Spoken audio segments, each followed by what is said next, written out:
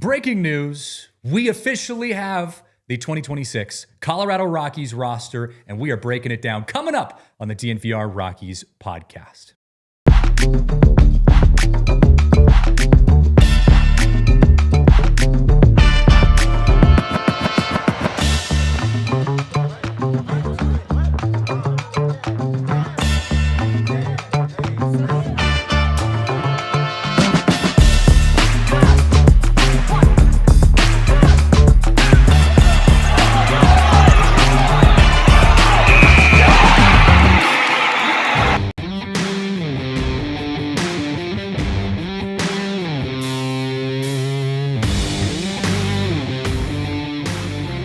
Well, welcome in to the DNVR Rockies podcast presented by Bet365. We are live from the Xfinity studio, and we are rocking and rolling today.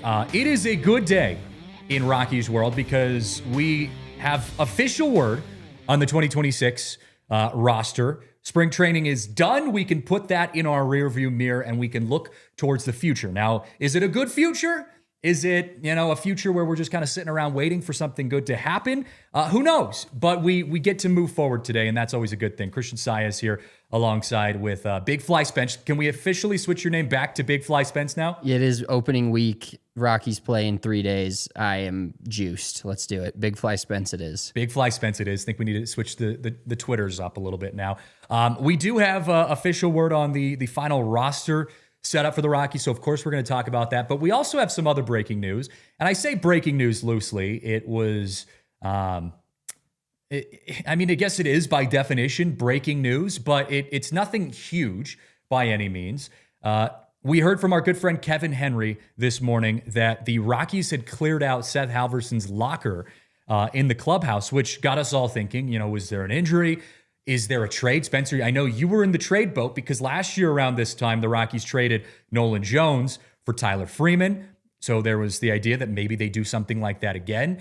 No, it was not a trade.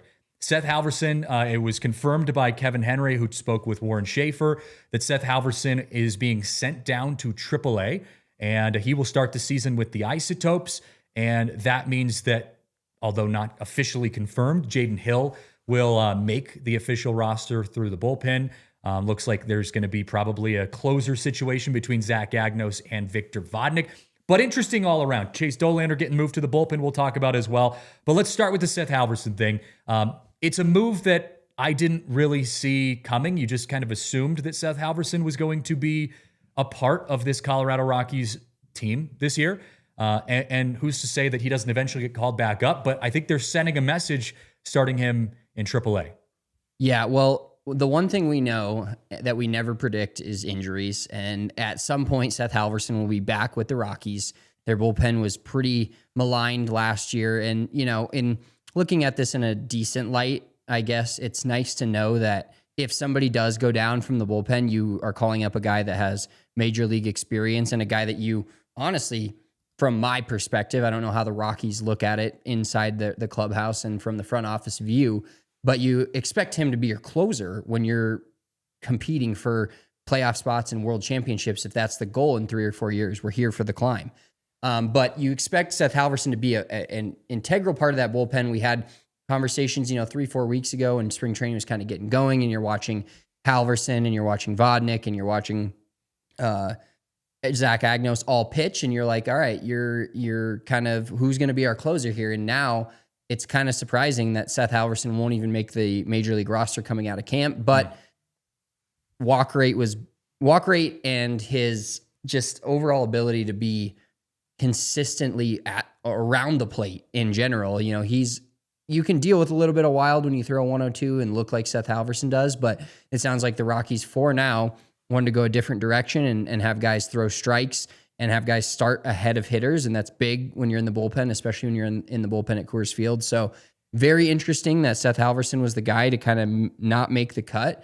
But I do believe that he'll be on the Rockies roster and be pitching at 20th and Blake some point this season. It's not the end for him. It does just kind of cement a little bit more of the fact that you have to earn being on this team. And he didn't do that this spring. And it's just another guy that you're like, all right, well, we've got a couple guys in AAA that we saw this spring or that we've seen before that we know can be legitimate players at the MLB level, or we hope can. Seth just falls into that line, and now our bullpen's kind of shaping up, including Chase Dolander. Yeah, so. Which of course is a huge storyline that we'll talk about.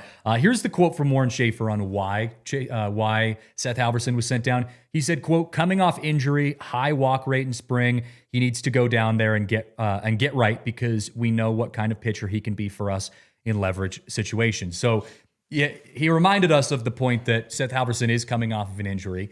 He didn't pitch for the latter half of last year and was rehabbing most of this offseason. And the inconsistency, like you just said, Spencer, he just wasn't himself. He wasn't quite consistent. Now, to be fair to Seth Halverson, I don't think any Rockies pitcher was. Spencer, was there a Rockies pitcher this spring that was like good, really good? Ironically, I think the only... John Brebbio was decent until his last start or his last outing, and then he got released. I think Zach Agnos, I'd have to look at the exact numbers. I think Zach Agnos was the one guy where he had consistent innings of, just no run baseball. I think he allowed a couple of runs in the last week or two, but I think Agnos was the only guy. I mean, even Herget got shelled, and we obviously know how good he can be at Coors Field. We know how good Vodnik can be at Coors Field. Had one of the lowest ERAs of any relief pitcher ever there last year. So we know how good some of these guys can be, but I think the only one that, if you're looking at it from just spring training numbers, which not necessarily the right thing to do, but if they're the only numbers we have as of this moment, Zach Agnos was the most consistent pitcher out of your bullpen in spring of 26. Scott says K-Free. I haven't looked at his numbers. I've heard that he's had good starts. I haven't been able to watch and haven't looked at his numbers, so I'm not sure. Pitching overall has been a bit of a wash. Before we change gears to moving into the Chase Dolander conversation, where's your concern level at? And we've talked about this a lot. You do your overreaction post every day, which I'm curious, side note, if you're going to continue doing that once the season starts, or if that was just a spring training thing. But where does your concern level sit for the Rockies pitching staff? Because like we just said, pitching has been a headache for the Rockies this spring, and it always is a headache for the regular season too. But do you think that translates? Is this just spring being spring and you don't have to read too much into it? Like, what does that say to you? Well, I'm hoping it's spring being spring, because if we have as bad of pitching that we had basically all spring, save for maybe a few guys and a few random starts here or there, we're going to be in for another rough season of a 6.65 ERA from your starting staff, which is not sustainable, and it's a 119 loss team. So I'm hopeful that it's we know they're working on things, and we know they've entirely changed the way they look at pitching, and they've changed. Alon Leishman has changed every single pitcher and the way they think about it, and him calling pitches from the dugout or suggesting pitches from the dugout, as Drew Goodman was saying last night. So I'm hopeful that I'm looking at it like a golf swing. And when I used to give golf lessons, when you start somebody on something new, they're going to be bad for a little while until they work it out. And in spring training is a perfect time to work it out, just like the driving range. You go to the driving range and you hit 10 shanks in a row. It doesn't matter, right? You go to the course and you kind of dial in. So I'm hoping these guys get to meaningful baseball this coming Friday, I should say, Thursday for everybody else. And they can kind of dial it in or figure out like, hey, we know now what doesn't work and what didn't work with us in spring training. And some guys are interesting cases like Lorenzen, where if you look at what he did in the WBC, you're not concerned at all for him going into the season. If you look at him every single start in the Cactus League he made this year, you're very concerned. So there's ebbs and flows to this. I'm hoping the pitching has a very low bar. So if the Rockies have an ERA of 5.5 this year at the starters, what was last year? 5 to 6.65. Yeah. If you have a 5 to 5.5, that's general improvement. Are we saying that's good or that's acceptable? No. But I think I'm just going to take it that it was spring training. They're working on new things. They're trying different sorts of pitches. They're trying different pitch mixes. They're trying to throw new pitches, new grips, really diving into the analytics of all of it, and that they're going to come into the season and be at least a little better than they looked in spring training. Yeah, hopefully. Eli brings up an interesting comment in the chat. He says, Rockies finally doing something they never used to do, protecting a young arm instead of throwing him into the fire. This brings up an interesting point, and it transitions us into our conversation about Chase Dolander. I was going to say, is he talking about Dolander or Halverson? I think he's talking about Halverson, but I'm gonna use it to jump into the Chase Dolander conversation, because We found out, if you guys aren't on social media, we found out earlier in the week that Chase Dolander is going to be starting the season in the bullpen. So not getting moved down to AAA like I had kind of thought. And just for context here, I had heard from some sources before this news was announced that Feltner was likely going to win the starting job. Now, I assumed that meant that Chase Dolander was going to be given the Halverson treatment and sent down to AAA. But what it turns out is the Rockies are actually going to put him in the bullpen. Now, before everyone, although I know it's been a couple days, so people have already had their reactions, but before we spiral too much, here's my take on this. Chase Dolander going into the bullpen for the Colorado Rockies is not as bad as people think. Yes, do you want your number one prospect, your number one draft pick, your best pitching prospect since John Gray to be a starting pitcher? Do you not even just want that? Do you need that? Yes, absolutely. But he's not ready yet. He's shown that. He showed that last year in his rookie season. He wasn't ready for the home road splits. That was an issue. Our hope was that he was going to spend the offseason making some adjustments, which I'm sure he did. Then he was going to get to work with this new pitching staff in spring training, and it just hasn't quite worked out. He has not had a good spring training. Now, the options that you have is you either put Chase Dolander, who is showing us right now he's not ready yet to get a starting spot within the Rockies organization. He hasn't earned that yet. You either put him there in a position that he hasn't earned yet, or you send him back down to AAA and you take him away from the pitching staff that you've just hired. And that in itself could also be a huge confidence killer. I think the Rockies have done the right thing. I think they recognize that he's not yet ready to get that official starting rotation spot yet. Doesn't mean it won't happen ever, but he's not there yet.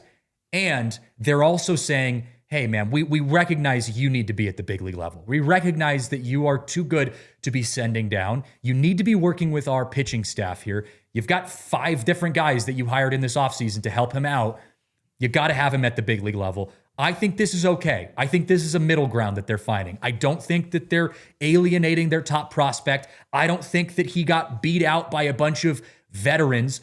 The Rockies brought in a bunch of veteran starting pitchers to do just this, to raise the floor, as we talk about, so that young guys like Chase Dolander have to earn their spots. And if he hasn't earned his spot yet, for better or worse, you can't throw him into the starting rotation just because he's a top draft pick. So I'm okay with this. I think the Rockies putting him in this position is fine. I think it's okay that they have a bunch of veterans in the starting rotation. And I think there's nothing against him starting in the rotation down the road, but start him in the bullpen, get his confidence back up, let him work with these pitchers, and we move forward. Christian, have you heard of a guy named Adam Wainwright? Yes. Have you heard of a guy named David Price or Chris Sale? Either of those two names ring a bell? They ring a bell. So all 3 of those guys and a few others started their career in the bullpen. And I'm not saying Chase Dolander is the next Chris Sale, right? Be great. But I think where I immediately crashed out on this was I looked at this in the light of Chase Dolander being an equivalent to an Antonio Senzatella, right? Yeah. As like oh my God, the Rockies are down 6-0. Now it's Chase Dolander's time to come in and pitch and just eat innings out of the bullpen. And the more and more I thought about it, I thought, okay, and especially after they sent down Seth Halverson today, it's a really interesting idea that Chase Dolander is not only in the bullpen to be a 6th or 7th inning guy. Chase Dolander could have some serious high leverage situations on his hands at Coors Field and only 1 or 2 innings at a time. And I think somebody in the comments said an interesting point too, Purple Kool-Aid, it forces him to be aggressive and attack hitters in the bullpen. If you're a starter, you're like, okay, you've got a pitch mix or a plan to go through the first time in the order and then the second time through the order. And then if you're doing well enough, maybe even a third time through the order.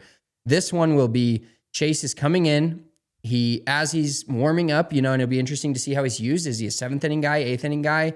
I don't think they're going to use him in an Antonio Senzatella light where the Rockies are down 6-0. It's the 3rd inning. Their starter's thrown 85 pitches. We need somebody to come in and go, they finish the 3rd and go through the 4th, 5th, 6th. I don't see Dolander as that. I see him as like, hey, we are in a close game. We've only allowed a couple runs. Our starters getting to the 80, 90, 100 pitch mark. Let's bring him in the 6th, and then he gets an out or two maybe, and he can go in the 7th.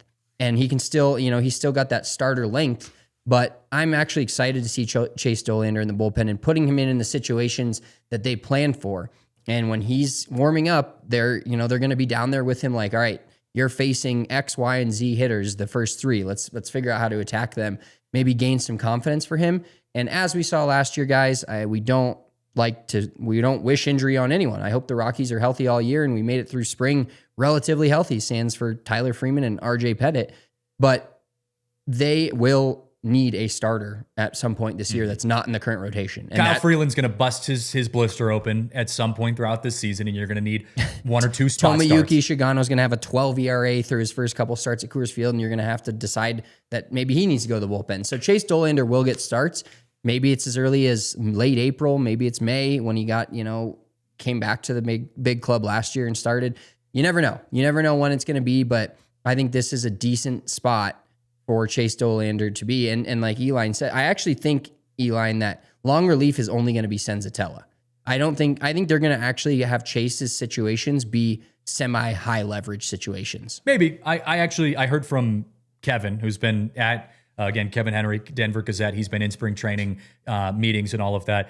He had said, because I asked, and this is in response to Damien in the chat, did they announce the rest of the bullpen? They have not officially announced that yet. They did kind of make it sound like they were going to announce that yesterday, and then we didn't get any word on that. But I asked Kevin, and Kevin said Senza and Dolander, both long relief guys. Agnos had a really strong spring, as did Jaden Hill. Seems like he's very high on those 2 guys. Then you would, of course, Bernardino is going to be in that mix. Vodnik is going to be in that mix. Jimmy Herget's going to be in that mix. And then I would imagine, who's the guy I'm missing? There's one more. Juan Mejia. Juan Mejia is also going to be in that mix. I think that rounds out the bullpen. I might be missing a guy or 2. So I think the writing's on the wall with the bullpen. I think we were really just waiting on the decision between Hill and Halverson. And to be honest, I would have thought it was going to be Halverson, but now we know. It looks like Jaden Hill is going to be the guy. So we don't have the official word yet on the bullpen confirmations, but that's exactly what it's looking like. The other thing, before we have to send to our first break, you mentioned Shugano, and by the way, crushed it on his name pronunciation. If you listened to the broadcast last night, a little bit more challenging. Did you go back? No, I have not. I saw your guys' text. Bro, it was unbelievable. Yes, it was a wild We're ride. still getting used to it. Wild little ride for Mr. Goodman, who's the voice of my childhood, but he had a full-on stroke. Yeah, it wasn't great, is what I've heard. But I've heard that Sugano, from the conversations we'd had in the background with the Rockies, there's a chance that Sugano gets moved to long relief as well. And I think you could see at some point Sugano and Dolander switching spots. That's just my take on this. That's just my guess. We had talked to Alon Leichman before even spring training got underway, and that was he had kind of alluded to that a little bit, like, hey, we got some starters that we just signed that can also be long relievers. The only one that I can think of is Sugano.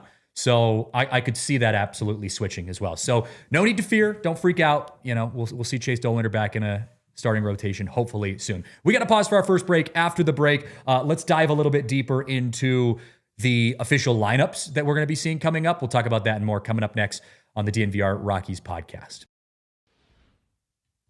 Well, I want to give a huge shout out right now to our friends over at Bet365. Bet365 is the perfect place to go for all of your sports betting needs. And right now, they are doing a deal where if you bet $10 as a new customer, you can get $365 back in bonus bets. My wife recently got in on this deal because she's not really that big into sports betting, but I told her this promotion was happening and she used it for March Madness and she's up $400 just doing what we do here at DNVR, betting the underdogs. That was the way to go. And the cool thing about using the Bet365 app is if you are betting, especially let's just say on college basketball, if your team goes up by 10 points, you immediately get the payout. So there were some games where, the 16 seed would go up by 10 points on the 1 seed. And even if that 1 seed ended up coming back and winning, you were already counted a winner. That's how she was able to go up a couple $100. She was crushing it, and you can too. Again, use that code DNVR365 when you sign up, and you can take advantage of all of those awesome promotions.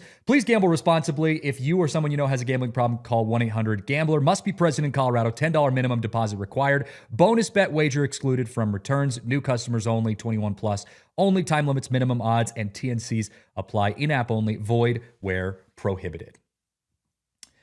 Well, I also got to give a huge shout out to our friends at Game Time. Game Time is the best place to go for your ticket needs. And if you are heading out to the ballpark here in about a week and a half, almost 2 weeks, you got to use Game Time. Game Time has you covered. They have the best prices when it comes to buying tickets. And it could be anything. I'm actually going and seeing a concert in August, and we use the Game Time app to go get our concert tickets. Going to be going to Red Rocks. I've only been to Red Rocks one time, so this will be my second time going to Red Rocks. But whether it's sports, theater, concerts, whatever event you are into, Game Time has you covered. They've got the best deals on the market. They've got transparency pricing so that you can see what you're paying for without any last-minute fees blindsiding you at the end of the road.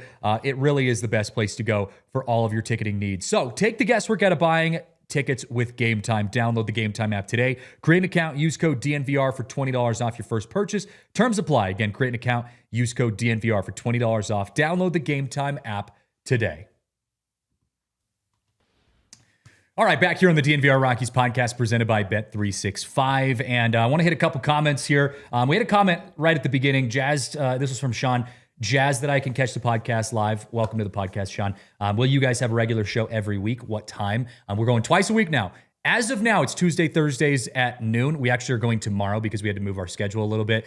So it'll be today and tomorrow this week. In the future, though, we're hoping to get things moved to Monday and Friday. We just got to move some other shows around. So stay tuned. But we are going twice a week, hopefully keeping it at that noon time, just so our boy Scotty in the chat can keep hitting the show during his lunch break. And also, in light of that, we are going to be doing a watch-along on Friday for opening day. I see Burge in the chat says heading out to opening day and heading out to San Francisco for tomorrow's opening day. Oh, I didn't see that part of it, and that's pretty cool. That'll be exciting. But for Rockies opening day coming up on Friday, we will be live doing a watch-along for that, so you guys can hang with us there. That'll be a good time. It's gonna be fun. Sound on and watch party at the DNVR bar too. Yeah, if you guys want to come hang out with us, I mean, we'll bring you on. We can talk some baseball. This is watch-alongs, as you guys know, super laid back here at DNVR. We're just watching the game and talking baseball. And so come talk baseball with us. DNVR bar, like Spence said, live game sound. I think it's ladies' night at the bar, but even if you're not a lady, you can come hang out with us. It's going to be a good time. Yeah, twice a week, Lux. It's going to be a blast. But let's dive back into things. We have so much stuff to talk about. First of all, we still are waiting on the bullpen to get confirmed, but we did have some other confirmations on the roster. TJ Rumfield getting the nod at first base. How exciting is that? Spence, you and I were going to do, if we didn't have our official roster confirmed by today, we were going to do a possible crash out roster, where we put together opening day lineups that would make us crash out. And one of those options was the Rockies not taking TJ Rumfield and going with Edward Julian and Troy Johnston at first base. It looks like they made the right decision on that front. TJ Rumfield, I don't know if he'll be your starting first baseman. I'd have to venture to guess that he probably is, but it's good. He won the spring training MVP, and unlike last year's spring training MVP, Zach Veen, he actually makes the team this year. I think that's the right call for the Rockies. Yeah, this was really positive to see because we know how we felt about last year, especially when they went 43 and 119, and we're sitting there in spring training in the first couple weeks of the season, hyping up guys like Nick Martini and Kyle Farmer. And then middle of the season, we have Orlando Arcia, an 11-year vet that they just signed, playing first base when he's never played first base in his entire career. So that was fun. That we just went through a lot of things last year, right? And they go make the trade. They trade Angel Chivigi. They go get a guy from the Yankees organization, won a Gold Glove in the minors at first base. And he showed out in spring, won the Abby Greer Award, like you mentioned, spring training MVP for the Rockies this year. And I think he really deserved to make the club. And so it's nice to see when we saw, not that Halverson deserved to make the team or Veen, maybe, we saw a few guys that we hoped. Cole Carrig had a shot to make the team. A few guys that we were hopeful for to make the team this year did not. And so TJ Rumfield making the team, being your starting first baseman when you kind of hoped that would be the case and not just throwing in a Troy Johnston or an Edward Julian to be there because they're a vet, gives you a little excitement going into the season that, hey, some of these young guys are going to play. And as last night we heard from the broadcast, I don't know, it was more of a slip from Drew Goodman. I don't know how much they're trying to hide it, but basically guaranteed that Kyle Karros will start at third base, which means most likely Willie Castro, with how good he's been in not only the WBC, but spring training as well, will be your starting second baseman on opening day. Edward Julian played there last night. Kind of rough to watch, to be honest. But if you have that lineup and you know Kyle Karros is going to be in there and he earned his spot, and then TJ Rumfield has a great spring, earns his spot, can hit some home runs as we saw this spring, drive in some runs at first base, kind of shaping up to be an exciting roster. Yeah, and look, here's the other intangible part of this. You as an organization are showing your young players that if you work hard and you play well, you can earn your spot. It's not just saying it. Last year, I felt like while Zach Veen, obviously when he ended up getting called up to the big leagues, he showed he wasn't ready. Them giving Zach Veen the spring training MVP and saying at the beginning of spring training, hey, if you guys go out there and ball out, you can earn a spot, and then not giving him a spot on the opening day roster, I felt like that was a little bit of a slap in the face, being like, hey, you were obviously our best player in spring training, but you still weren't good enough to make the opening day roster. Again, we all know how that story ended. Zach Veen was not ready for that. But I like that they're saying, hey, we're going to give this the MVP to a guy who's earning his spot. I mean, TJ Rumfield was blocked by Ben Rice in the Yankees organization. He's been a great minor league player. He's 25, 26 years old, I think. He's not super young.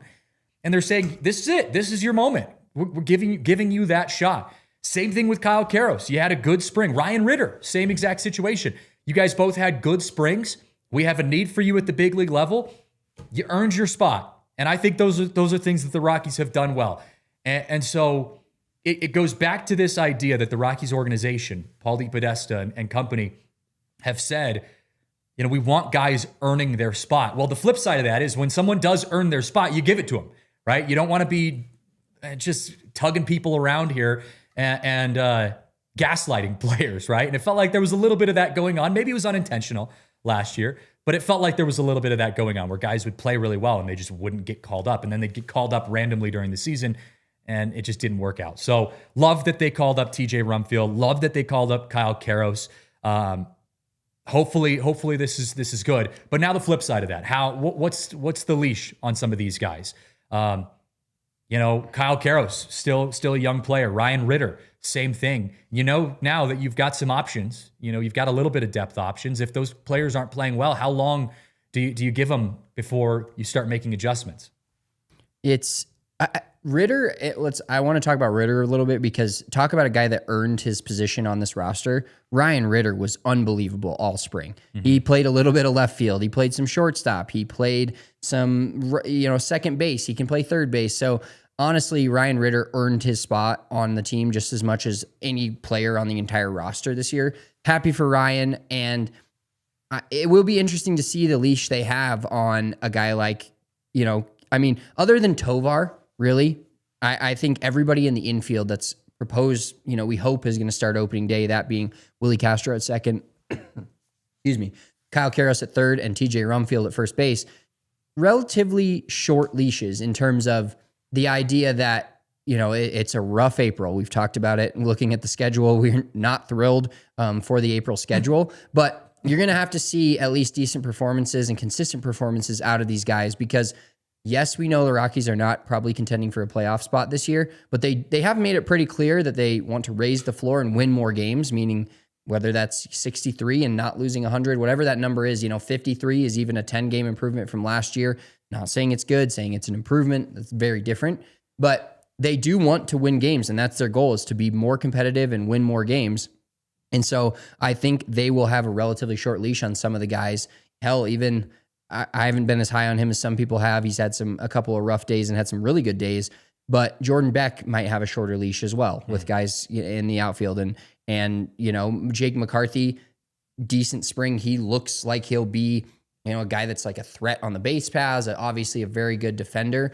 But guys like that may have a bit of a shorter leash if you have a Troy Johnston waiting in the wings, or you have a Mickey Moniak that's going to be probably your DH, but playing some outfield as well. You have Ryan Ritter that can now play in the outfield too. So I think it'll be interesting to see in that first 7-ish games up until opening day and maybe that through that weekend. So give him 10 games of how many times they try to get Ryan Ritter in the lineup. I would imagine 3 or 4. He's not really a DH kind of guy, but you want to play him at second, give Castro a day. You want to give Karros a day. There's multiple different things you can do with Ryan Ritter. So I'm stoked for him making the team because he deserves it. He did deserve it. He's had, I think you could have given him spring training MVP too. He had a hell of a spring training. Yeah, it's going to be fun. It's going to be fun to see as it comes up. We got to pause for our next break. After the break, we have one more position spot, or I guess I should say roster spot, that we got to talk about. So we'll talk about that. And I also want to do our final opening day lineup prediction because now we have a little more data and information on what that's going to look like. So let's talk about that coming up after this. Well, I want to give a huge shout out right now to our friends over at Toyota. Toyota is the official vehicle of DNVR and the official vehicle of the Colorado Rockies. And I have been an avid Toyota user since before I could even drive. My family has owned Toyotas literally as far back as I can remember. My first car was a Toyota. My current car is a Toyota. You just can't go wrong with Toyotas. And we know in Colorado, you got to have a good vehicle. You got to have a vehicle that can handle any sort of weather, any sort of off-roading that we get here in Colorado. And we also have options with Toyota that you can have with gas prices going up. They have a lot of hybrid options. The 2024 RAV4, which is the car that I have, it's actually a gasoline option, but most of the RAV4s that I see are all hybrid options. My aunt and uncle, they own a RAV4 and it's the all hybrid option. And so they have lots of different choices. Whether you're like me, you're more traditional, you like to stick with the more gasoline approach, all-wheel drive, four-wheel drive, or maybe you want to go a little bit more modern with the hybrid approach. Toyota has you covered. And so if you are in the market to get yourself a new vehicle for the summer seasons, visit your Front Range Toyota stores at a location near you. AutoNation Toyota, Arapahoe and Centennial, Corwin Toyota in Boulder, Groove Toyota in Littleton, Mountain States Toyota in Denver, Stevenson's Toyota Eastern Aurora, and Stevenson's Toyota West in Lakewood. Toyota is the official vehicle of DNVR. Well, I also want to give a shout out to our friends over at STK Steakhouse. This is not your ordinary steakhouse. STK Steakhouse is dinner with a vibe, right? You think of steakhouse, you think of kind of low light, you think of more romantic, right? Maybe something you go on a date with. Well, you get the date vibes, but it's more exciting. You can go there after a game, late night, after Nuggets games, Broncos games, Avalanche games, maybe even after a Rockies game, if you're so inclined. They have $3 happy hour, $6 happy hour, and $9 happy hour. Again, it's dinner with a vibe. They have a DJ that's playing while you're eating your steak. So not only is it great food, but you could just chill. You can hang out. You don't have to feel like you got to dress fancy to go to a place like STK Steakhouse. You can just head over there. You get great food, and you just enjoy yourself. So right now, if you are trying to find a date night activity, maybe something you want to go out with some buddies, STK has you covered. Make a reservation and learn more at stksteakhouse.com. Back here on the DNVR Rockies podcast presented by Bet365, we got a little breaking news from the Colorado Rockies Club information account. They say the Rockies announced today that they have signed left-handed pitcher Parker Mushinski to a minor league contract. Mushinski was released by the Rockies on Sunday after making 8 appearances in Major League camp as a non-roster invitee. Not the signing we expected, but another lefty in their minor league camp. I wonder if that's what they're going to do with Brebbia. Because, you release Parker Mushinski and then bring him back to re-sign him again as a minor league contract. I wonder if Brebbia is going to be the same kind of thing. Because he did play well this spring besides his one outing. Yeah, I think his ERA wasn't great, but he had one outing where he allowed 5 earned runs in an inning, and the rest of the time he was decently in my almost stock up category for that. And for the record, the stock up, stock down is not going away. Stock up, stock down will only be a once a week thing. That's what I'm going to do it like Sundays or Monday mornings. So what's going to be your daily? It's going back to what went right, what went wrong, the exciting losses and infuriating losses. That we'll go back to that every game. But the stock up, stock down will be more of a weekly thing. Love it. I love it. Going forward. Eli in the chat says, wonder if Ritter could qualify as a Rookie of the Year candidate. I don't know the exact metrics on that. If he played. Eli put it down in the bottom. He had 187 at bats, so he is disqualified. There you go. Answered your own question. Spencer also made up the point during the break that he probably wouldn't have enough at bats to even qualify. Something would have to go wrong for the guys that start for Ritter to play enough to then be good enough to then be considered for Rookie of the Year. Yeah, and this was the other one. Luke says the leashes have to be short 1 month. If Freeman ready in 2 weeks and Johnston's hitting 190. Again, this comes down to at-bats, and this was the other roster spot I wanted to talk about. Tyler Freeman, it was announced, is going to be starting the year on the IL, which means Troy Johnston will take over his spot. It's funny because I still predict that the Rockies are going to lose 100, if not close to 100 games at best in the 90s. This is not going to be a good baseball team by any means. But at the same time, you do have some depth that you're working with in your roster where, I look at it and I'm like, I just don't see where Johnston or Freeman are going to get a lot of at-bats. And that kind of brings us to our next point where we kind of predict the opening day lineup. There's just better players, I think, in some regards that are playing above you. Now, that could change. Injuries could obviously happen, or someone's just going into a slump and you need to mix things up. I don't know. But I do think the Rockies have a pretty stable lineup. And I actually look at this opening day lineup, and maybe I need to clip this. Maybe this will come back to haunt me. But I look at this starting lineup, but I'm like, okay, it's not bad. Again, you're probably not going anywhere with it. But it's not terrible. It doesn't feel as bad as last year. Pitching is obviously the big X factor. If pitching sucks, it doesn't matter how decent your offensive lineup is. It's not going to matter. But let's go into our opening day lineup, Spencer. Let's pretty much put together 1 through 9. Obviously, we know Kyle Freeland is the starting pitcher. 1 through 9. Who's going to be the leadoff in your eyes? Leading off, I think it's going to be Jake McCarthy. Really? Left field, leading off. The first batter in Miami on Friday will be Jake McCarthy starting in left field. I disagree with you wholeheartedly. I think Willie Castro is your leadoff hitter. Okay. I saw what he did with Puerto Rico as the leadoff hitter. I think he fits the leadoff hitter, although Jake McCarthy does too. He fits the leadoff hitter vibe. He's a guy who can hit a home run, but he's also going to get on base a lot more. He's super quick. All right, I'm writing this down, so then we're going to tweet it out, and we're going to have people vote on who's. And then we're going to see 90% positive it's going to be Willie Castro. Do you have inside info? No, I don't have any inside info. Are you trying to hose me on live show? No, I don't have any inside information. All right, I just don't think it's buddy. going to be Castro. I'll believe you for now. I don't think it's going to be McCarthy. I think it's going to be Castro. Okay, and it's Castro at second base, I assume. Yes, Castro at second base. He has to be. We got Scotty in the chat says McCarthy, left field, Castro. No, see, Scott's going with you. He's got McCarthy lead off too. Yeah, I think. I think y'all are wrong. Scott. Okay, we'll go through the rest of ours. So hitting second, I believe, is going to be Tovar. Same. Got shortstop. Tovey. Okay, we're on the same page there. Same page there, and he has to be. He was last year. He's again a guy who can hit home runs, but he also gets on base. I mean, God. Double machine of the WBC. I love Tovey in the 2 spot. Okay, number 3. Tovey in the 2 spot. Number 3 for me, I think you're going to have to put Hunter Goodman there. I think Hunter Goodman has been rough this spring, but you're going to put Hunter Goodman in the 3 spot. Interesting.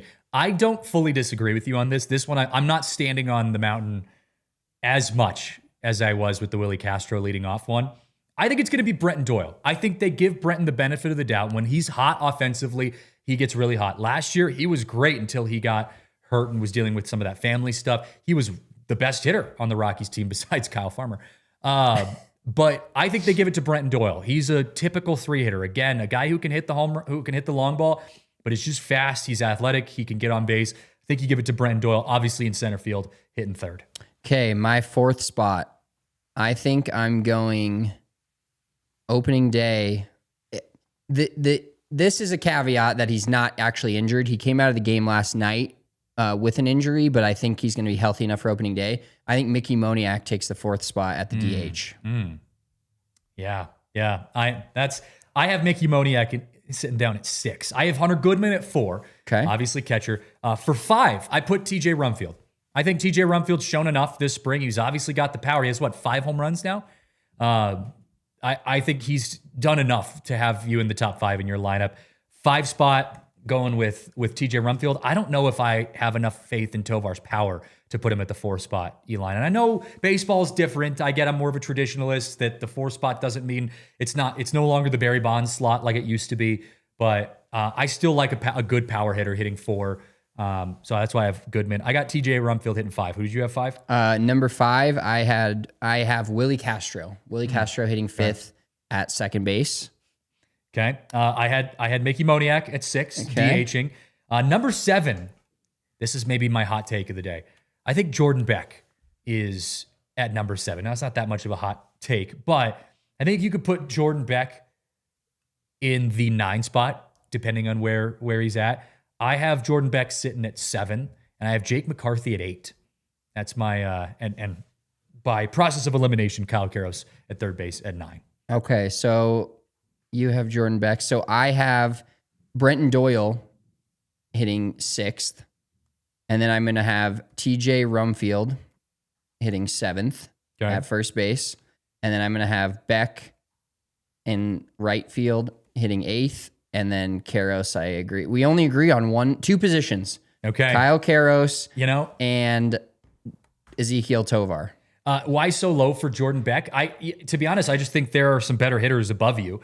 That's why I'm like, this is kind of my hot take. He could end up being higher. I think there was a lot of inconsistencies. Not to say there weren't inconsistencies with Doyle, but there were a lot of inconsistencies with Beck last year. So that's why I have him a little bit lower. But I wouldn't be surprised if he was hitting. Wait, I think I 5 or 6. I messed one of yours up. So you have Castro, Tovar, Doyle. I wrote mine in our rundown. I don't know if you saw That'd be helpful if I'd look at that. I got you. Okay.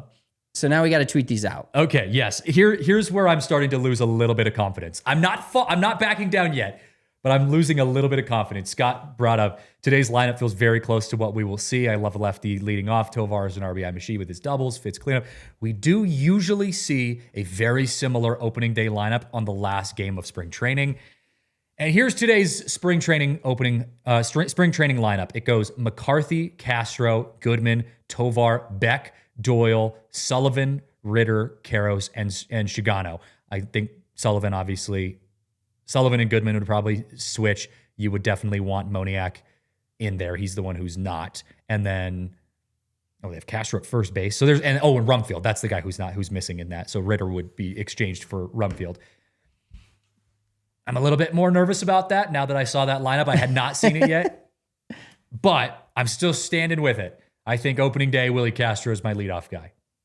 I'm keeping with the vibes. Yeah, and not that I think Willie Castro can steal bases. I mean, Hunter Goodman was on the run last night stealing bases. We know the Rockies are going to be very, very aggressive on the base pass, which should be a fun watch whenever they get those singles. Because we know as Rockies fans, or I know at least, and it's just more of a feel thing. I'd have to look at the exact numbers, but the Rockies have a ton of empty hits. And I think a lot of these empty hits will turn into meaningful hits if they're as aggressive and successful on the base paths this year as they look like they're going to be and they were in spring training. Like when you have a 2 out, how many times, and you've watched the Rockies consistently, obviously now for a couple of years, and they were really bad last year, so it's kind of unfair. How many times last year would there be 2 outs in an inning? You'd get a single. You'd be like, ooh, something's happening. You get another single. You'd be like, first and third, 2 outs, and then you don't score, right? Two hits in the inning. Yeah, 2 hits in the inning. Yeah. 2 out hits in the inning, but no runs. Like I think this year, same situation could look like single, stolen base, because, it's never a bad thing to try to steal second base with 2 outs. Then the single brings in a run, and you're actually scoring 10 to 15 more runs over the course of a 162 game season in that exact scenario because you're so aggressive on the base path. So yeah. I think that's where, McCarthy is just his dude so fast that I think he will be going. It'll be like a situation where every time he gets on first base, he's going to be stealing second base or attempting to steal second base. Yeah. We got Joe Hans in the chat. McCarthy, Tovar, Castro, Goodman, Doyle, Moniak, Beck, Rumfield, Karros. You could be right. I feel like Rumfield's a little bit low there, but again, he doesn't have the big league experience, so Schaefer could start him low. That also takes the pressure off Rumfield. I like having Rumfield higher because of his power, but we have seen in the past that sometimes, think of Doyle last year. Although again, I still think Doyle had a great start to the season offensively. He was not playing well at the top of the lineup. They moved him to the bottom of the lineup, and he turned his game around towards the end of the season. So they could have Rumfield lower in the lineup. I do like maybe Johan might be right. He might be working me into changing. I'm pretty stuck in my lineup now just because I want to be right. But also the thing with that lineup is you go left, right, left, right, right, left, right, left, right. So that's a very spread out lineup in terms of side of the plate that they're hitting on. I like that line. I just think, I don't know, Willie Castro to me, when I see a 3-hitter, I want a guy that can put the ball over the wall. Not that Willie Castro can't. He did it in the WBC. And all of these guys, except for, all of these guys, you're a big leader. Their ceiling on this entire nine hitters, I think all of these guys can hit 20 home runs, except for Kyle Karros. I think that's the only guy that I would be shocked if he hit 20 home runs, right? In a good way. If any of those other guys hit 20 home runs, I won't be shocked. And Fair. so that's a decent lineup to have. And you've got a mix of, remember when we started the offseason and we kind of looked at their starting lineup going into this year before McCarthy, before Castro came, we're like, holy shit, they have one left-handed bat. It's Mickey Moniak, right? Yeah. Now they're littered with them. They've got Castro in there. They've got Julian. They've got Johnston. Which is a good front office, by the way. We've got that's a good sign on the front office. 100%. And Rumfield, you've got a plethora of lefties now. Yeah, agreed completely. Art in the chat says, if the Rockies don't have a winning season this year, I want Kroenke to be the new owner of this team. Fair. But to be fair, the Rockies are also not going to have a winning season this year. If they win 63 games, that's a 20-game improvement. And if you can't see that things are starting to work in the right direction here for the climb, then you just don't want to like the Rockies, which is fair. We're not going to hate you for not wanting to watch the Rockies or not thinking 63 wins is successful, because it's not. But if you look in the scope of what they have been the last 3 years, and if they were to win, even if they win 53 to 58 games, that's a 10 to 15 game improvement, which might be the biggest improvement of any team in the MLB. Now, it's a very low bar that they started at, winning 43 games, but improvement is improvement, and that's really what we're looking for this season. It's a rebuild, and I know rebuild's a trigger word, because this feels like the 10th rebuild that we've had, but and I'm not going to stop anyone from criticizing, ownership that has been bad in the past. But like Spencer just said, I do think it's going to be a much longer road to recovery than just being a winning baseball team this year, right? You guys know that. So we got to pause for our last break. After the break, I'm seeing some hot takes in the chat. We got to update our predictions. I saw a cool little thing that Spencer was jumping in on Twitter yesterday that we got to do our own version of here on the show. So let's pause for a break, do some predictions. Also want to talk about the ABS, which Felix brings up. We'll talk about that coming up next. Well, it's that time of year again. If you are getting ready for summer here in Colorado, then you got to check out Volo. Volo is an incredible partner of ours. They are the biggest adults social sports league in the state of Colorado. And they go beyond just Colorado. I'm pretty sure they're nationwide. But here in Colorado locally, in Denver, you can join any of their awesome events, any of their leagues. They've got adult volleyball, soccer, pickleball, kickball. One of my favorites when I first moved here, we had beer in hand kickball with Volo. That was electric. So many different choices to choose from, so many different places you can go. It's a great way to meet people. And I know when you're an adult, you've got work, you've got your friends that you already have, but it's hard to meet new people sometimes. Well, Volo has you covered. They are the place to go to meet new people and have a good time. And right now, you can sign up as a free agent or a team or gather onto a team, and all skill levels are welcome. You can use code ROCKIES15. Again, that's ROCKIES15 for $15 off your first Volo Denver League. Well, I also want to give a huge shout out to our friends right now over at Xfinity. Xfinity is the place to go for your Wi-Fi needs. And we know how important it is to have Wi-Fi that is reliable and intelligent, and Xfinity has you covered. And right now, they have their 5-year price guarantee, which means if you are going to lock in your price today, you will get the same price on Wi-Fi today as you will get 5 years from now if you stay with Xfinity. That's an incredible deal. It beats inflation. It's the best deal on the market. So check out our friends over at Xfinity. They also have the intelligent Wi-Fi, which is included in that 5-year price guarantee. And this basically means it's Wi-Fi that is working behind the scenes. It's sending enough energy to the devices that use more energy. If you're someone who likes to watch a lot of TV, maybe you work from home and you got to use your computer a lot. Well, your Wi-Fi knows that, and it can handle all of those different things in the background so that you can enjoy your life without having to worry about your Wi-Fi. So lock in your price and unlock the possibilities with Xfinity. Learn more at Xfinity.com. Xfinity, imagine that. Select plans only and restrictions apply. All right, back here on the DNVR Rockies podcast. Elon, you bring up a huge development. Fourth wing ticket package sold out. Spencer, can you confirm?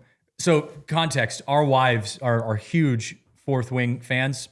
Personally, haven't read it myself. Think it's a little bit more of a woman-oriented book, but the Rockies are doing a fourth wing ticket package night. And if it is officially sold out, I might have to go beyond journalism ethics and go behind the scenes and try to pull some strings. Yeah, because my wife will kill me if we haven't gotten tickets for that. The good news is don't they like give us those being in the press box? We they get do. some of the They random do. stuff. So I don't know if they do we it. may be clear. We might be okay, but you and I both have to get credentialed for that game. Yeah, we have to get credentialed for that game. They're going to be like, why? And they'll be like, well, we're going to go up and get you guys your jersey. That's why. Yes. Oh, man. All right. Let's not get too sidetracked. We've got 9 minutes and we got a lot of stuff to talk about. I'm seeing some hot takes in the chat. And Felix, this one, if the Rockies start the season 3-0, sweeping the Marlins, this show on Monday is going to be absurd. We're going to be World Series or bust at that point. We will have completely lost sight of what the schedule of April looks like. That would be incredibly electric. But I had seen one of a good follow if you're a Rockies fan, Rocktober19 on Twitter, he called it an annual tradition and put a bunch of like prediction categories for the Rockies. So I thought we would start this segment by doing that, and you guys can follow along in the chat. The first prediction, and we already have our full, article predictions that we did before spring training was done, but we can update that a little bit. What do you predict the record is going to be, Spencer? And I know you filled this out on Twitter, so you can even read your responses to this. Yeah, it's going to be, they're going to win 63 games. I'm pretty You're giving them the 99 loss I'm mark? pretty confident that 99 loss, while everybody else in the entire media world and national media and baseball fans will laugh and say, hey, they didn't lose, they won't care that we lost only 99 games. I really do believe that the Rockies, if this team stays relatively healthy, they'll be much more competitive in games. The lineup, as we just talked about, no matter how we slice it and whose lineup is correct, I think is pretty solid. And they should be better offensively. I think that's one of my biggest keys. And it was my hot take. And I don't know how hot the take is, but because it's also it's objective, right? Saying their offense is going to be better is pretty objective of me. But you're going to be able to tell, like, this team will be better hitting the ball, making more contact, adding guys that don't strike out a ton. I don't know if there'll be a massive jump in home runs, which we've seen across the MLB the last 5 to 10 years. But I think the combination of them stealing bases, not striking out as much, and putting the ball in play and playing a little more small ball, if you will, especially at Coors Field, their offense will be considerably better, which will allow them to compete in the games where they allow 6 or 7 runs, right? The last couple of years, if the Rockies, you have your outliers in a 162-game season, but if they had a game where they were down 6 or 7 to 2, that game was pretty much over, right? This year, I legitimately think they'll be able to compete in games where they allow 6 or 7 runs in a game. Like, I won't consider them out right away if they're down by 5, 6, 7 runs. So I think the offense being considerably better and considerably more consistent, I'm not ready to say the pitching is going to be much better. Now, it has a much lower floor to start at than the offense does, but I do believe that with the offense being better, the pitching being at least serviceable from some of the starters and the bullpen being okay again, I think they have a chance to get to that 63-game mark, which will be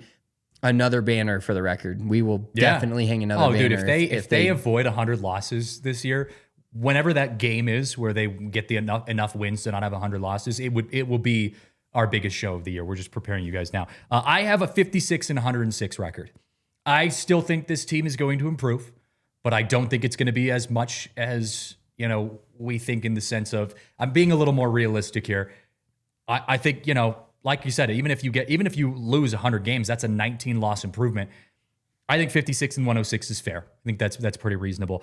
Most valuable Rocky is the next category. I think from my perspective, the most valuable Rocky, I think Ezekiel Tovar. I think Tovar's had a great start. If he can stay healthy, why not? I think he's our all-star this year. He was, I have to believe he was in the running for MVP of the WBC with Team Venezuela. He's my guy with the Rockies this year. Yeah, my most valuable Rocky, I think, was Tovar. And I just think he should have been your most valuable Rocky the last 2 to 3 years. 2 years ago, he was really good. Last year, obviously, some injuries. He got back. I believe he had like 5 doubles on his birthday when he kind of came back and was healthy and was pretty decent again. And now he's riding the high of this WBC run and a gold medal. So I think he, being a shortstop, premium position, and probably hitting 2 or 4 in the lineup, wherever that ends up being, 5 maybe, I think he has a good chance at being your most important and most valuable Rocky that you can build around for the future. Yeah. Next category, best pitcher.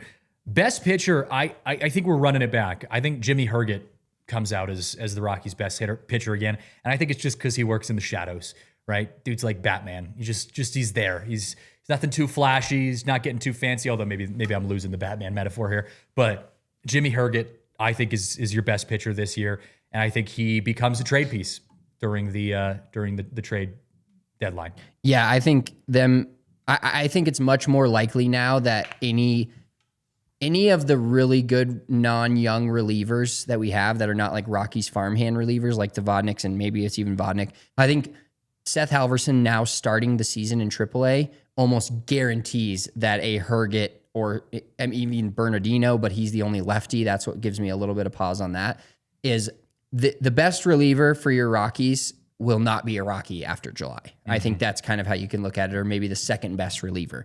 My best pitcher, I put Vodnik in there. I don't think he'll be the closer right off the bat, but I think he ends the season as the closer. I think Agnos has earned that closer role, even though an article from Thomas Harding kind of said they're not necessarily going to go the traditional 7th inning, 8th inning, 9th inning guy closer. They're going to go more matchup based, but Vodnik's stuff plays anywhere, and he had a great season last year, and I see him continuing that this year. Okay, I like it. Biggest surprise. This one's interesting. I think Willie Castro, and maybe this isn't a huge surprise. I'm obviously high on Willie Castro, if you can't tell. I just think Willie Castro is a great player that had one bad chunk of a season with the Cubs, and I think people have written him off. I think he's going to show up this year and be an all-star-like player again, or at least a good, above-average player. I think Willie Castro is my biggest surprise.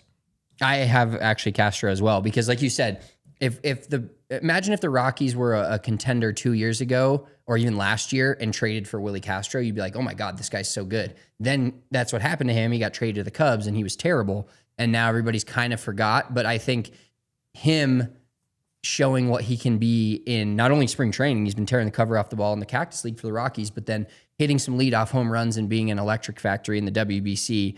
He's a guy that a lot of the MLB has forgotten about, but could be a really huge piece for our little Rockies world. Breakout player is Ryan Feltner for me. And maybe it's not a breakout player. He could be comeback player of the year.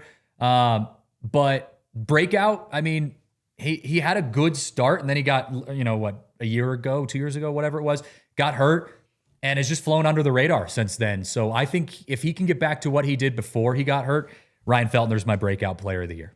Mine is TJ Rumfield. I think you great. Have a guy that will be you finally found your first baseman for the future in a long time in TJ Rumfield. Yeah, comeback player of the year. I feel like those are kind of interchangeable. Comeback player of the year, just by sake of mixing it up. I mean, you probably could have put Feltner, or I probably could have put Feltner in comeback player of the year.